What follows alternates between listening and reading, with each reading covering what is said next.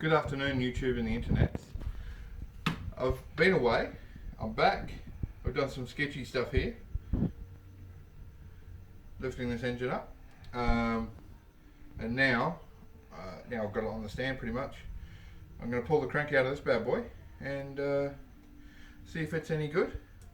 Decisions on the head still have to be made, but I need some special tools to measure that well enough to determine that what I think has happened there has happened there, which I don't have at the moment. So once I do that, I'll know what I'm going to do with the head. Well, I'll know what I've got with the heads. I don't know what I'll do with them. And then I'll be able to work out the cranks, then I'll be able to work out the blocks, then I'll be able to build a 550 real horsepower RB25, 30 pounds of boost.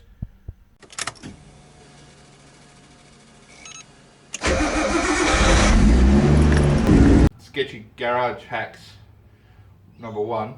I just went down to Bunnings. I tried to buy a chain block so I could pick this engine up, put it on that stand. I asked the dude at the tool section if they had a chain block. He looked at me with a blank face. I then gave him the part number and he still couldn't find it. And he also made the point that instead of asking for it by name, I should just give him the part number to start with. I said, well, normally the correct name of the tool is usually the way forward, and if anyone knows what they're talking about, that'll do. And he said, oh no, it's all about the numbers. I said, well, I don't go into Coles and quote the part number for the tomato sauce. I go into Coles and go, where's the tomato sauce? He didn't seem to get that. Anyway, long story short, they have them, they're not in stock. I can't get one now. I want to get this on that block today, on that stand today.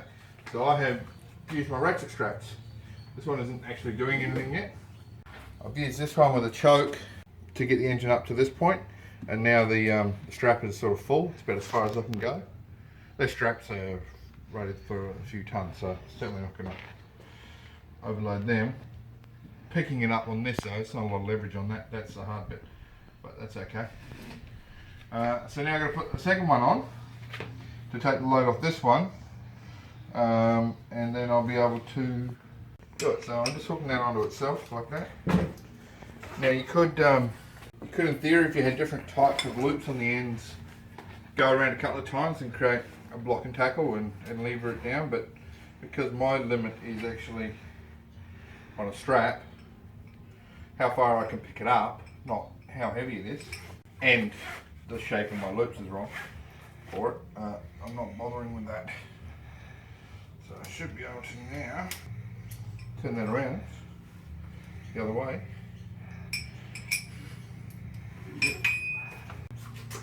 So the theory is now with the second one, I'll be able to take the weight off that one, pick it up another 4 to 6 inches. No matter which way I go, how did I do that? How did I get that wrong twice?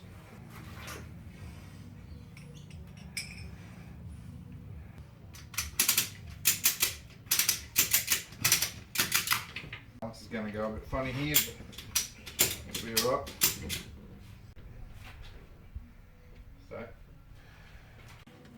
So if you had any other type of block and tackle and sling that would allow you to do it properly, well then you wouldn't be doing it the sketchy way.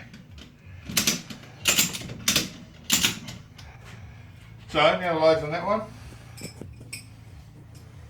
Alright, so I just chucked the axle stand under the end to keep it steady while I strap, just take the tension up on the strap.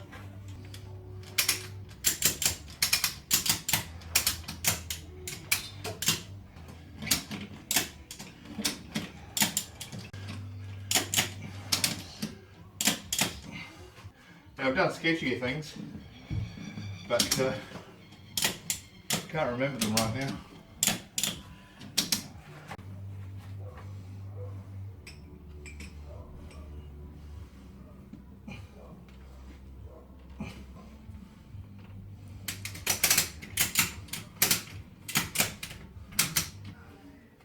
Anyway, you get the picture.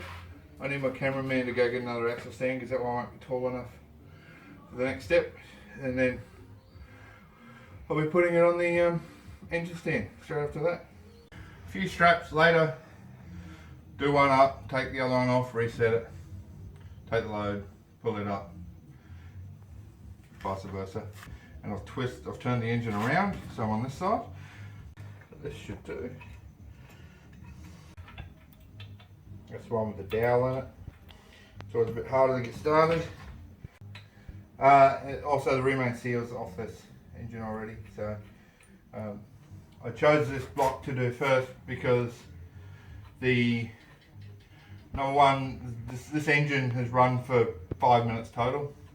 Catastrophic failure due to poor assembly at the piston end. I haven't seen the crank, but in theory the crank was all new, so it should be good.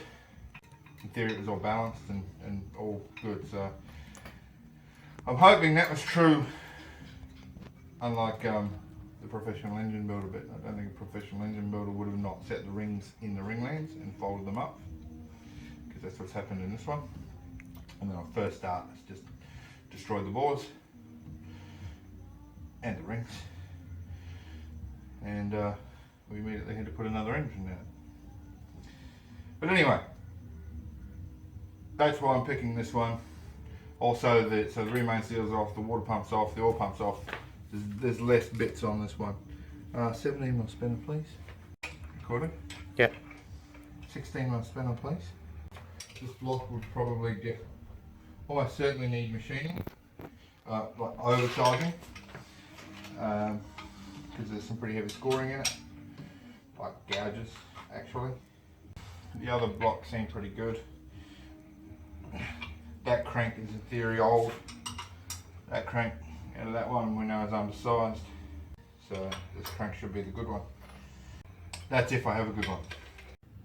Well, I just come down today, Father's Day, happy Father's Day to me, and anyone else, and just quietly going to pull this crank out, inspect it, make sure it's good, because it has only run for a couple of minutes and should be fine, because this is the one where the rings weren't set properly in the pistons and it destroyed the bore. There's also a pot rivet sitting on top of one of the pistons, which has damaged the underside of the head and the top side of the piston it was sitting in. And one of the main bearings is cactus as well. Number 5.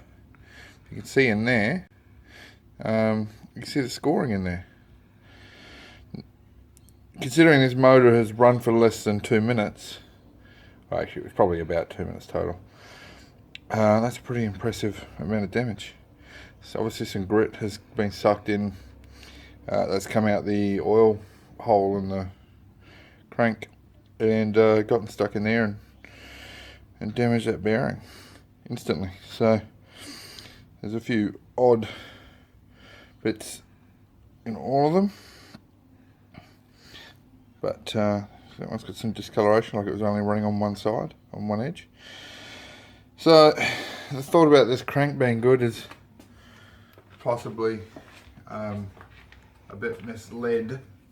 I can't actually see any physical damage to the crank, but I haven't pulled it out yet. So let's put this down and pull the crank out. I had no intention of filming any of this. I was just going to do this and let you know that I've got a good crank, and it's this one was the plan. Alternatively, I had to pull out the other one, but yeah, it seems this crank's a high chance of not being any good either. The bearing doesn't look as bad on the other side. Which one's 6? 2, 3, 6. The crank looks alright. There's no scoring or marks in it, and this is, in theory, being polished before the install. So I'll measure that one up, see if it's better than the other one on the mains and the big ends, and let you know how I go. Alright, well, I've had a look at the crank out of that. It's marginally better than the other one as far as the diameters, but it's pretty close to the same. It's on average a fraction larger in diameter. It's in better condition. There's less scoring and damage on it than the other one. Not that the amount of damage on the other one is bad, but both of them would need a polish, and so if you're starting from slightly heavier, it's going to be better, because when you polish the material off, you'll end up thicker at the end of it. Now I've got to do this one as well. I'm out of engine stand, so I'll just lay it on the side to get into it. And then I'm going to check out this crank. I don't expect this crank to be better or as good as the other two, because it is in theory older. But let's see. What I do expect to find is shattered ring lands on a couple of these pistons, because this engine made compression numbers like 20, 60, 40 on 3 of the cylinders, and like 120 across the other 3. The only indicator that this engine had failed at all, because we were drifting at the time, was excessive blow-by. The catch can filled up and started spewing all the oil overboard. Drove it back, drove it to the, several kilometres the next day, and then did a compression test and found it had no compression on 3 cylinders. It was still making power. It didn't have a problem making power, but when we stripped it down, we found this piston here had that damage there. Yeah. So that was it was actually all still sitting in there perfectly. Nothing had broken out or moved, and it actually took a reasonably close inspection to see the hairline crack. And then when I pulled the rings out, I was able to get my nail in there and just pry it out. So it was already shattered, but it hadn't broken free or done any damage to the bore either. The bore was fine. So we'll pull these pistons out, get this oil pump off, rear main seal, and then get this crank and see where it's at. I'm particularly happy about working on the ground. You got to do what you got to do. I should have a 3rd engine stand really. I'm going to play with 3 engines. First world problems. So what I've done is I've measured the crank out of the engine that was last in the car, the crank out of the blue engine, and the crank out of the original engine.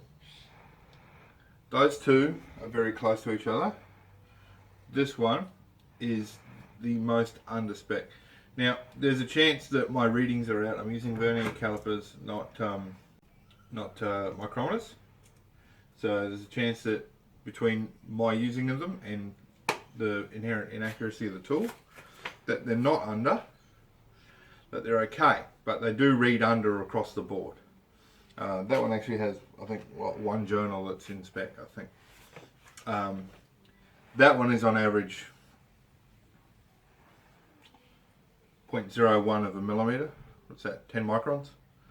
Bigger than that one. It has less scoring in it, almost none. It's only on one that actually it really has any.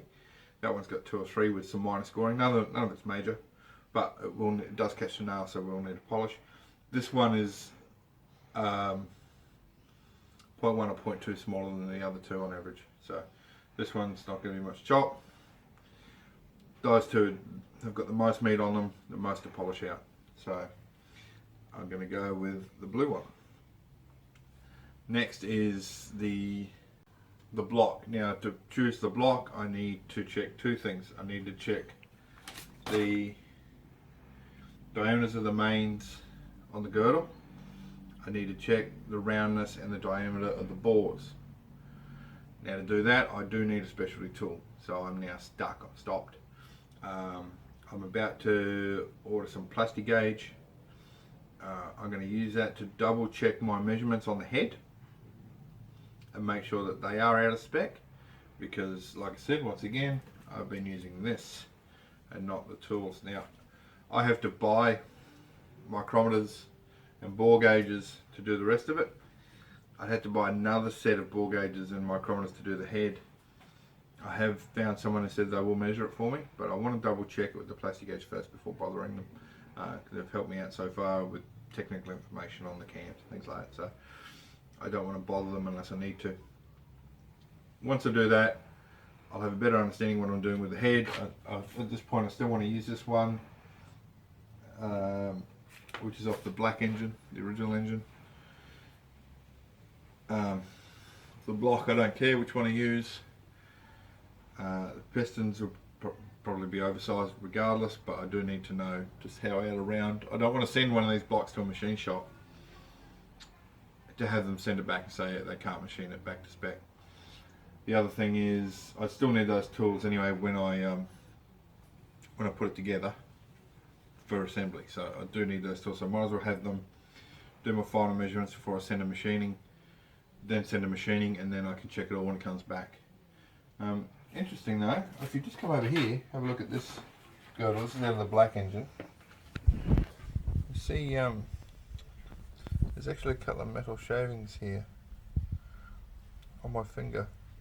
They came off the edge of this bearing here, which is just flared on the edge, and you can see the wear pattern is quite odd on there. So, and that one's actually the smallest as far as the most under spec according to my measurements. So that means that it sort of matches up, and this engine wasn't going to last much longer anyway. So bits of those ringlands maybe did get down in there and get into those bearings. They're not catastrophic failure at this point, but they will be eventually, much like the other one I suppose. So all three of the engines are no good for various reasons, and now I've got to build them all together and make one good one, and maybe make a second good one as a spare, I don't know. Anyway, for the time being I have hit a wall, but don't worry, your age is behind. It's Father's Day today, and I think I've only got the video where I've pulled the head off, that head off it, up at the moment, so you're weeks and weeks behind real life, and therefore I'll be able to hopefully keep uploading videos while I wait for tools and specialty items to come in and parts, and not stop uploading videos. If I do, tough luck, you just have to wait. That's about it, I think. Is that it, Ty? What else can I do? Can't measure any of the bores. I can't measure any of the main journals. Can't do anything with the heads until I get those measurements, which we're going to use the plastic gauge to confirm what I have measured, before then taking it to a specialist and get him to measure it properly, so I know what I'm going in there for. I think that's it.